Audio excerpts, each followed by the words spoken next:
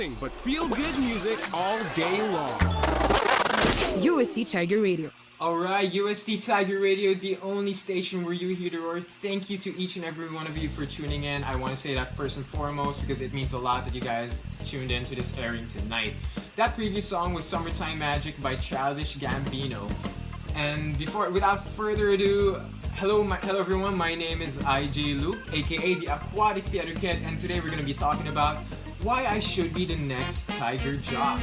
Now, before we continue, I'd like to expand on Aquatic Theater Kid. Long story short, I grew up in an island. I was very competitive in swimming when I was in junior high, and in senior high, I pursued my passion in performing arts, so I became essentially a theater kid by that point. Anyways, before we continue with our topic, allow me to call to the listeners. Thank you everyone for tuning in. See Aris, Janice, Mika, Tiger Chief, Tito Eric, Fiona, Gladylin, Hart, and for everyone who's tuned in, thank you so much for everyone. Thank you so much. Alrighty, now ladies, gentlemen, and non-binary friends, we are going to be talking about the social medias before the actual thing. So on Instagram and Mixer, we are at US Tiger Radio. On Twitter, we are at Tiger Radio UST. And make sure to look us up on Facebook by typing UST Tiger Radio. Now, moving on. The first reason why I should be the next Tiger Jock is because I have a strong passion for the communication arts. It all started when a little kid, a little version of me, found HBO and Star movies. It was then on that he wanted to partake in the field. So understanding that field or having that root planted from very early on, I wanted to study it, and it ended up becoming one of my favorite things to study, media literacy and all that. So having that knowledge is pretty essential in being on air. Next is I'm very practiced at being PG, and as part of this point, I have a strong vocabulary. Now, the reason for this is because a lot of my duties right now, a lot of my part-time jobs include teaching kids how to play frisbee, teaching kids how to play swimming, and in between I've also helped babysit and all that. And the vocabulary thing is when I was in high school, I would always have a wonderful time playing or reading dictionaries rather, to a point where people called me the walking dictionary. And when people needed help with their English essays, they would always hit me up. I probably should have charged them the more I think about it. But anyways, the next thing is I love interacting and talking with people. It's come really, really easy with me. It's not necessarily something that I find too much difficulty in because I love conversing with people.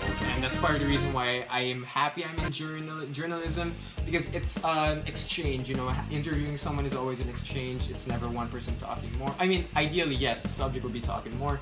But I'm very much interested in the human and connecting aspect of things, you know, and being able to make sure that everyone has their word in. Whether big or small, whether you're a celebrity or not, let's try to keep it up. I'm gonna read your comments as much as I can, and we're gonna try to keep this interactive. Next is I've had public speaking and theater/improv experience. The Aquatic Theater Kid isn't the Aquatic Theater Kid for no reason, because he's had experience in theater, and one of my favorite parts of theater is improv. It's helped me improve myself, ironically. It's helped me become a much better improviser in terms of if anything goes wrong, I'll be able to bounce right back. And public speaking is something that I've always found essential in radio, because if you're not confident in yourself, if you haven't had previous experience, it may be nerve-wracking, it may be something that you fear or are nervous about. Fortunately, that is not the case with me. Now moving on, before we get to number 5, I'm going to read a couple of comments here in the Mixer chat. Go Kuya Bryce, love from Canada. Thank you Loda Ailo, I appreciate it. I love that you're able to use Mixer now. It took us a while to get there.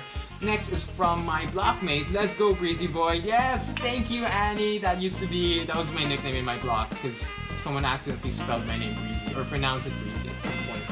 And next is from my brother Uzo saying, Kuya, keep it down.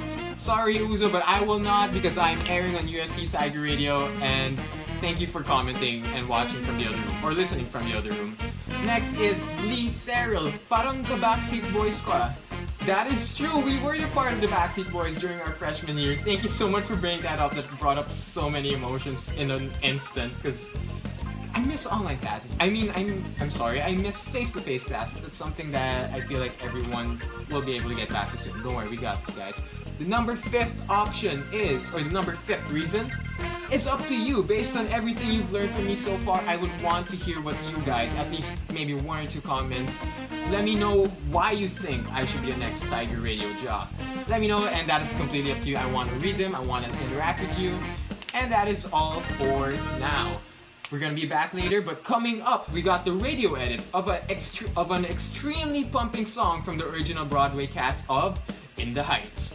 Only here on the, sorry, let me say the song first. It is 96,000 from In the Heights, Better Look Out. Only here on the station where you hear the roar, UST, Tiger Radio.